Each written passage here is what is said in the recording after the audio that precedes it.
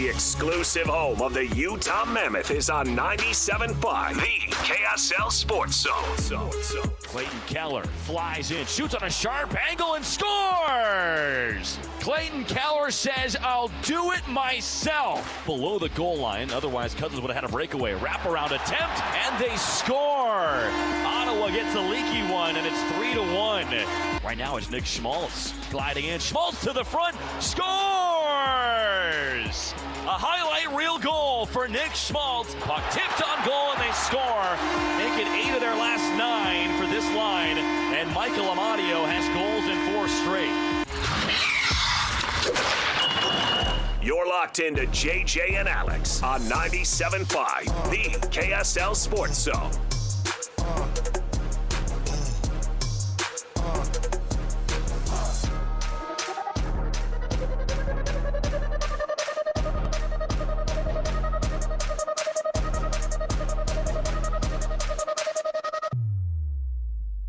Welcome back, everybody. JJ and Alex, 97.5, the KSL Sports Zone. Thanks for being with us today. Thanks for being a part of the program.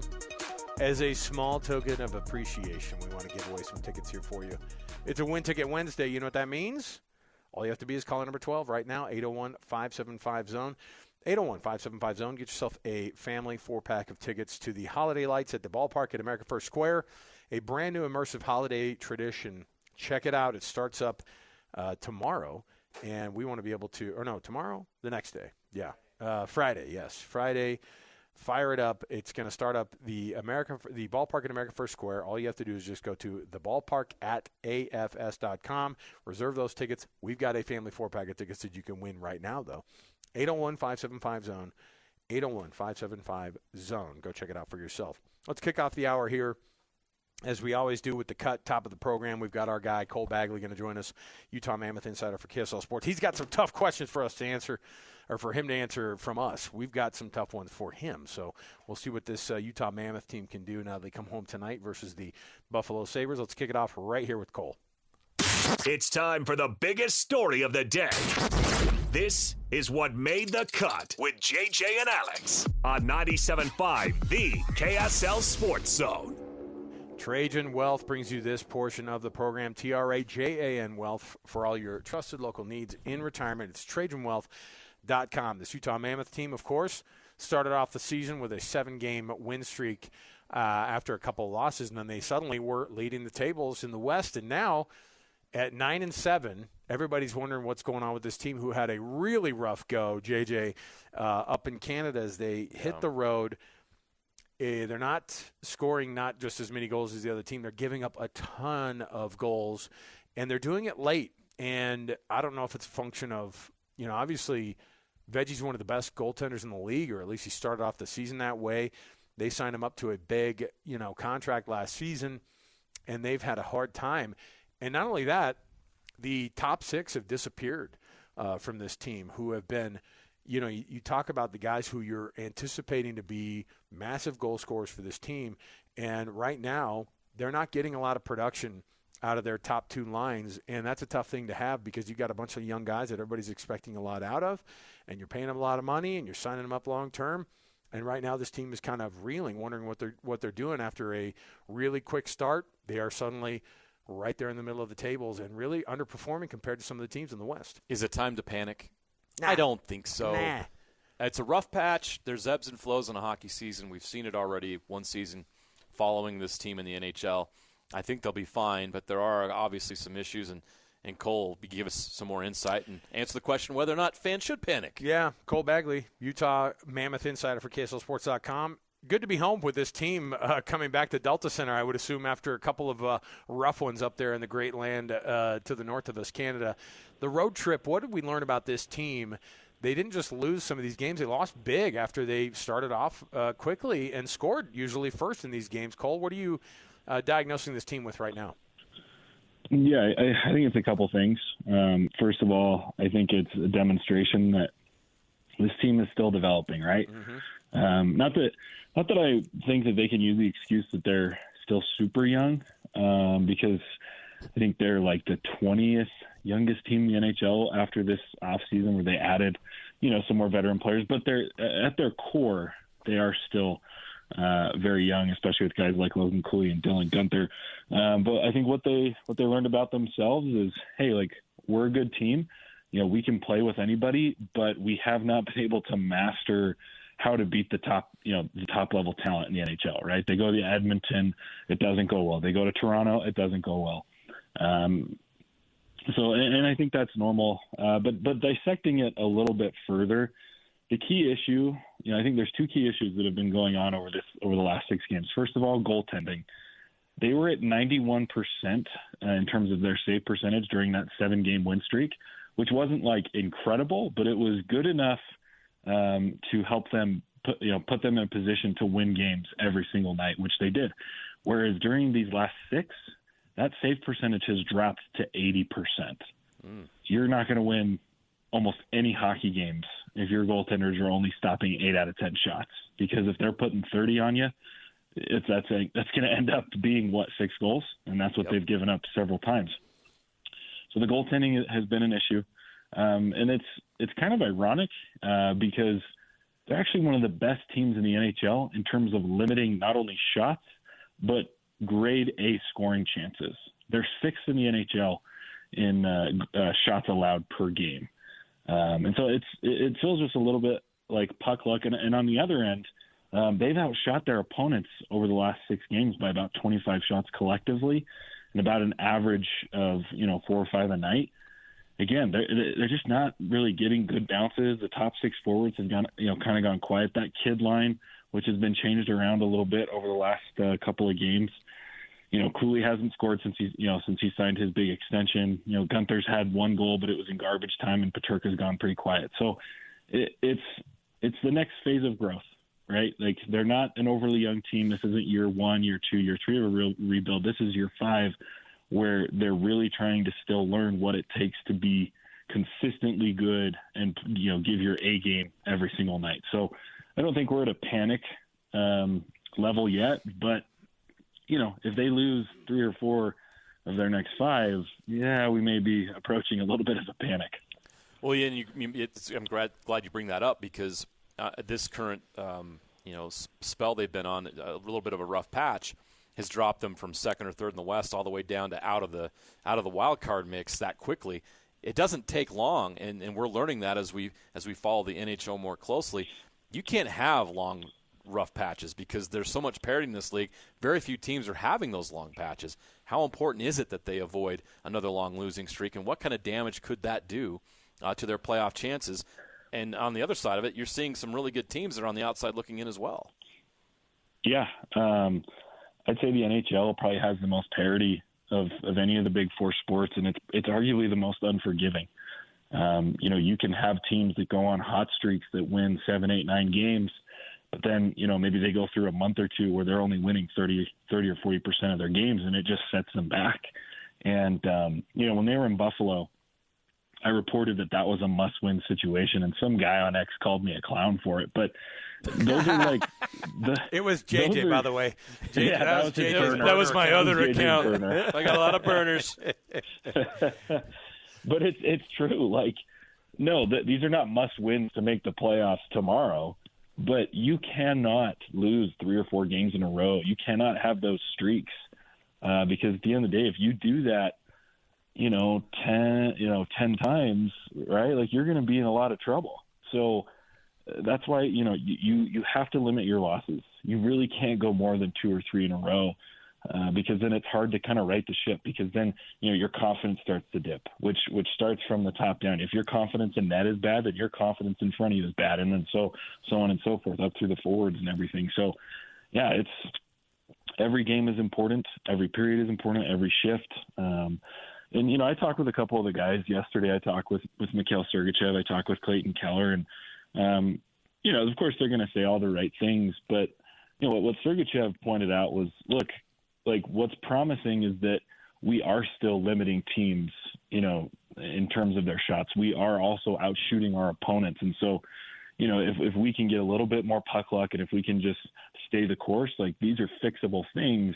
Which, to quote him, says, look, that's why it's promising, is we know we're a good team. Yeah, we're having a rough stretch, but these aren't like major issues.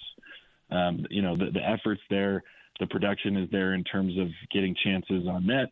They just need a few more to go in, on their end, and a couple less to go in against them. So they've lost 3 in a row. They've lost 5 of their last 6 games. And the team they're playing tonight is the Buffalo Sabres. Is this game against the Sabres also a must-win? Yeah, and that guy can call me a clown again. I don't remember what his name was, but I guess if that's you, I guess we'll see if your burner ends up with the clown emoji. You'll be hearing from me later. Yeah, it was Bear Benson, very different guy. Yeah, there we go. I would say it's a must-win. You got to right the ship here. You cannot drop 4 in a row. You cannot lose 6 of 7. And the schedule lightens up, right? They've been on the road for, I think they played 15 games. They've been on the road for like 11 of those. So now they're at home for the next 6 of the next 8. And as well, their strength of schedule softens up too. I think they've had one of the top 6 or 7 toughest schedules, and now it softens up to like the 27th toughest schedule moving forward. So it eases up. You have a chance to get back to winning ways and to do it at home, right? And I think that's an opportunity to help the goaltenders. The goaltenders, especially Vamelka, seems to just feed off the energy at Delta Center, and he loves to hear his name chanted. Like this is a chance to get right, to improve that save percentage, to see some goals go in, to feed off the crowd, and to get back to winning ways. Because the positive thing here, they're still 9-7. I pegged this team to be fighting for a wild card spot down the stretch. I don't think that they're a team that's going to be top 3 in division from Thanksgiving forward. And I also don't think that they're a team that should be out of the playoff race at any point. But it's going to be tough, so you got to figure it out now and get back to winning. Because, like I said earlier, you're playing with fire here. If you lose 2 or 3 more, here of the next 4 or 5, we're approaching dangerous territory. Especially when you're playing the Islanders and the Sharks and the Sabres, right? I agree with you. Yep. Cole, how do you get these young lines fired back up again and get them? I think everybody looks at those top 6 and goes, "What's going on with these first 2 lines? Hot shot, young." Goal scorers. How do in the NHL? How do you kind of fire back up again some of that chemistry and get these guys going? And in some cases, they haven't really had the full chemistry going yet this year. It's interesting. I'd have to disagree a little bit with switching up the lines because, 2 weeks ago, the first and second line were both top 6 lines in the NHL in terms of, statistically. The kid line had 34 points in 11 games. They were averaging, 3.5 points a night. And then the top line, of course, Nick Schmaltz was not going to be a guy that's leading the league in points for an entire year. But that line was, I believe, number 6 statistically across the board. And then the kid line for a while was number 2 in a lot of key areas. And so it's been interesting to see them abandon that so quickly. If you ask me, I think it was a little bit of a mistake. I think that kid line is going to be, one of your premier lines for the next 7 or 8 years. Those are guys that should be playing together. When you watch them 2 weeks ago, they were just completely dissecting opposing defenses with their speed and with their finesse. And then, they go through a little bit of a cold streak. Again, they're Cooley's 21, Gunther's 21, almost 22, JJ Peterka's 23. There's going to be notable cold stretches.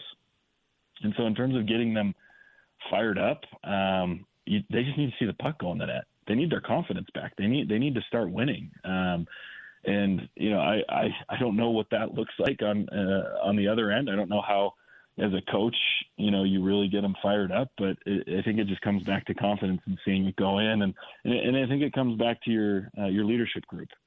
I talked to Keller yesterday, and he said that he likes to play with fire. He with the fire in his belly. He likes to play a little bit pissed off, and he kind of laughed it off. But no, these guys need to play the chip on their shoulder.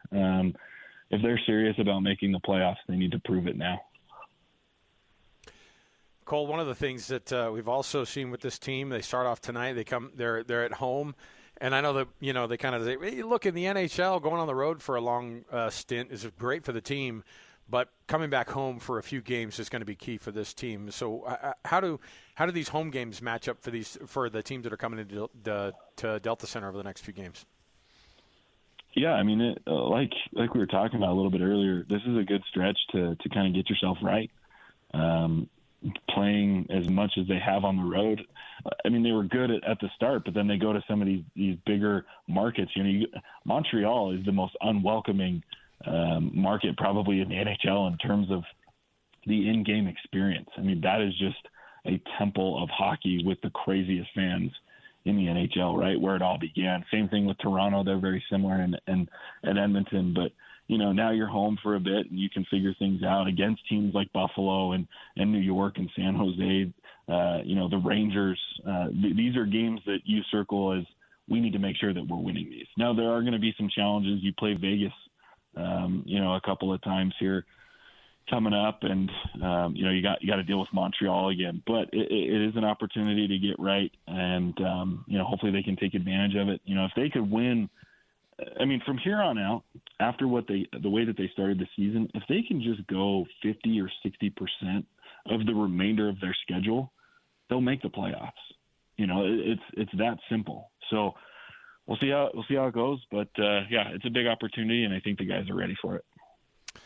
Cole Bagley, you can catch his hat trick column that he does right after these games, and tonight. No different. Obviously, the breakdown as soon as the Mammoth, of course, get done with this matchup with the Buffalo Sabres tonight.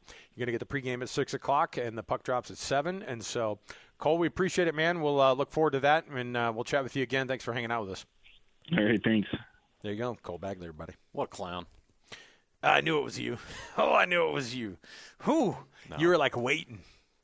Sometimes when JJ comes in with his face painted in salt white and mountain blue. Big Vegas Golden Knights guy here. How dare you. Yeah. No, Cole's the best. I know. Cole's doing a tremendous job covering this team. Yeah. Grateful that he's on our team. Well, we got Bear coming on our weekly conversation likely tomorrow, and those are some of the same questions. Obviously, it'd be nice to have a little bit of a get-right game, get to that 10th win, but tonight against the Sabres, but we'll see. Got to get right. I'm going to ask him about his trip to the Jazz game. His courtside seats at the Jazz game. See how he liked it. I'd love to hear. We'll take a break. We'll come back. We'll get you ready for hockey coming up right around the corner, 97.5 EKSL Sports Zone. Nobody gets you ready for Utah football more than the KSL Sports Zone. Ready.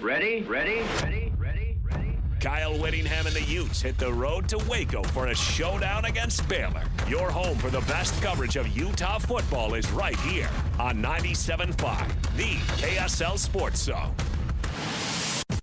You're locked on to JJ and Alex on 97.5, the KSL Sports Zone.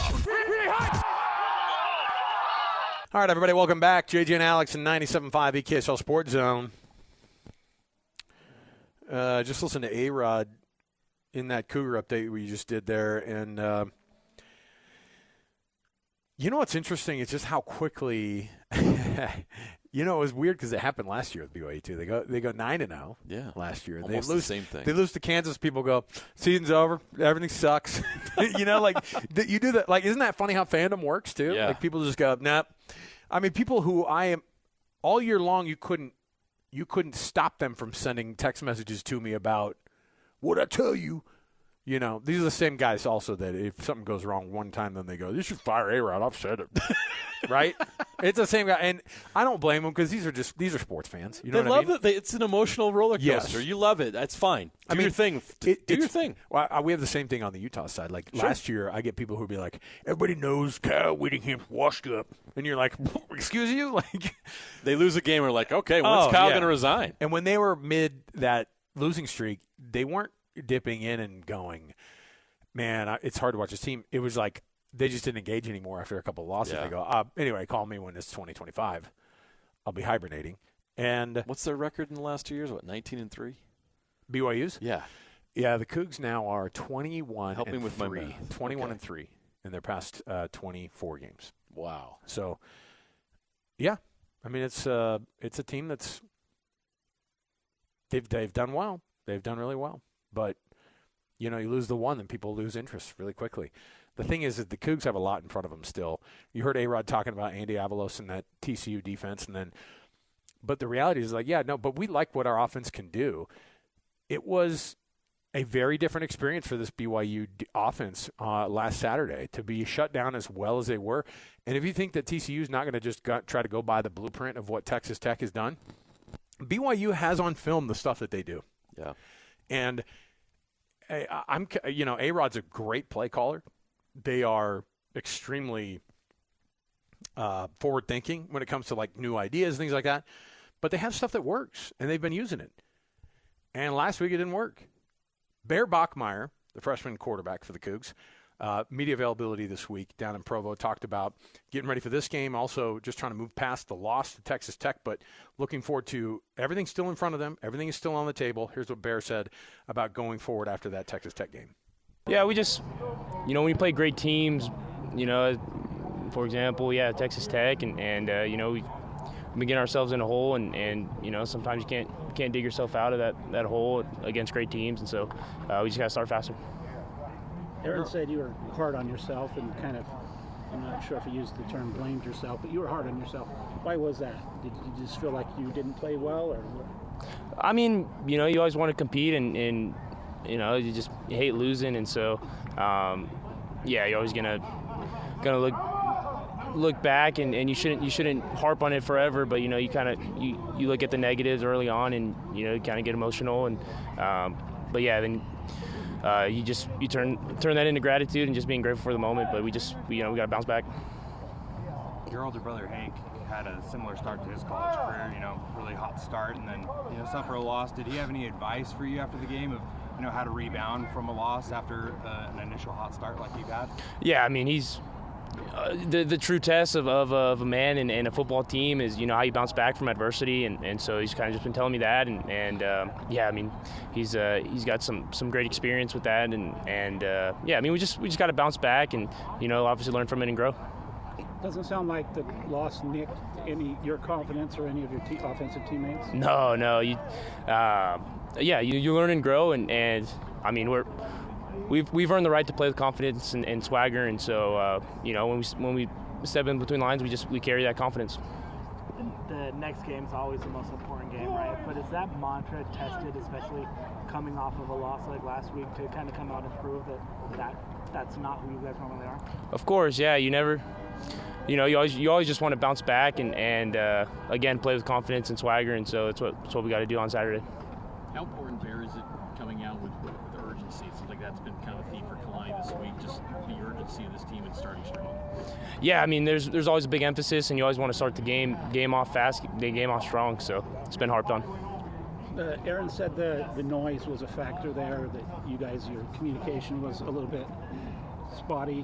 Why was that, or as opposed to another game on the road, say like at Arizona or East Carolina? Yeah, it was just a lot of environment and a lot of noise and hindered some actions. When you won this starting quarterback job back in fall camp, A-Rod noted that you knew the playbook pretty much when you got the job. Has he added more to that throughout the season, to that playbook, to where you're throwing in more stuff each and every week? Yeah, I mean, you always add in more naturally as the season goes on, and then obviously scheming up for certain defenses, you're obviously going to implement some new plays, and so I mean, it's been a great process, and we just got to keep going. You've mentioned bouncing back a couple times. Execution-wise, like, what does that look like for this team, whether it's on the field or mentality-wise? Yeah, I mean, it was kind of, that game was kind of an anomaly of what we are. I mean, I felt like we've done a great job of executing and just being who we are, and for whatever reason, kind of just, I don't know. I don't want to say we shied away. We just weren't playing our game, and so be back home at less, and just got to play BYU football. As far as looking at what TCU's defense brings, are they similar to any defense that you guys have faced so far? Yeah, I mean, a little bit of Iowa State in there, but I mean, it's a very intricate defense, and Coach Avila does a great job of scheming up, and so we got to come ready to play. How much are you looking forward to just being back at home and being in a crowd where they're on your side instead of being on the road? You guys have been on the road for a lot. Yeah, it's going to be great to be in front of Les and the Rock and Cougar Nation. Because of your ties with Boise State, do you know Andy Avalos? Yeah. Yeah, I got a cool story. He was at Merida Valley one time, and he was the DC at Boise, and yeah, I was eating the hamburger, and he said that hamburger looks good, and so that was funny to me. But yeah, but yeah, and he coached Hank as well, so yeah. Any other questions with for JoJo Bear? being out with injury for almost 2 months? How hard is it to rebuild the chemistry that you guys developed throughout fall camp and game week, and just trying to prepare for an opponent at the same time? I mean, you have that natural chemistry with the guys, and especially JoJo, who's just a great athlete and knows his job. It hasn't been hard, and he's fitting in just right. We'll see what Bear can do this weekend. See what the newest version of him being able to respond, whatever that chapter is of his freshman season, how he can respond to adversity. Going to be the first game to be able to find out this weekend. Hey, by the way, this Friday, we're going to be at Kenny J's, 3 to 6 p.m., of course. Awesome barbecue. You do not want to miss it. Come out with us on a Football Friday. Get ready to jam on the weekend of a full weekend of college football. And we're going to be full weekend the rest of the season, by the way, here locally. So join us there at Kenny J's Barbecue at the District in South Jordan. Do not miss it. We'll take a break. We'll come back. We'll get you ready for hockey coming up right around the corner, 97.5 EKSL Sports Zone. Wrapping up the hour with our picks for the best and worst moments on today's show. As JJ and Alex want to hear your best and worst of the day.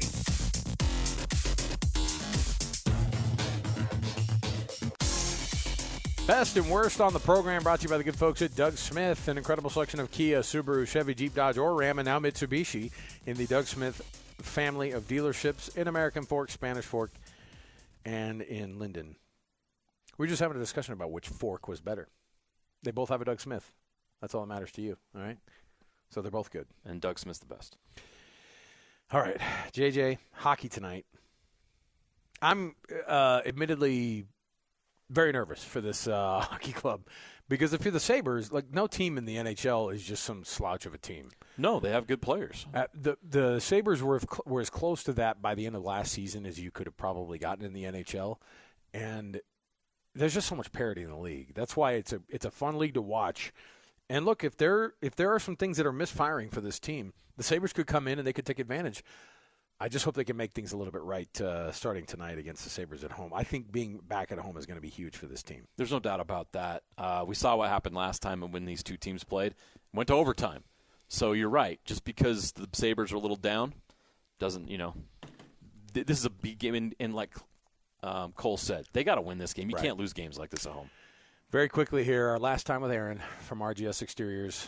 Aaron, you guys do a phenomenal job helping people in the outside of their home look phenomenal, but also functional. Last thing you could tell people here who are listening right now today with us. Give us a call. We can come out, get you guys taken care of, get your home looking beautiful. We've got great promotion right now. We can come out, give you a free estimate. We can deliver a free Minky blanket just for having us out to come and take a look at your home. And we can come out and get everything ready for winter. Aaron, we appreciate you having us today, man. It's been Thanks, awesome. Aaron. Thanks Love for you being guys. a part of it today. Thanks for inviting us into your home here. No, thanks for being here. Absolutely. 801-280-3110. That's 801-280-3110. Aaron, we appreciate it. All right, we're going to wrap things up here and get you ready for the Utah Mammoth broadcast. Of course, it's your radio home of the Utah Mammoth. Coming at you here in the next couple minutes, you're going to fire it up here from Delta Center. It's the Sabres, and it's the Utah Mammoth, and we're hoping to be able to report tomorrow back with Bear Tourney on how this game goes, and we'll see if that one can happen. So for JJ, for Connor, who's doing a phenomenal job hitting the buttons here on location, and then, of course, our great producer, Alex Napoli, is back in Salt Lake City.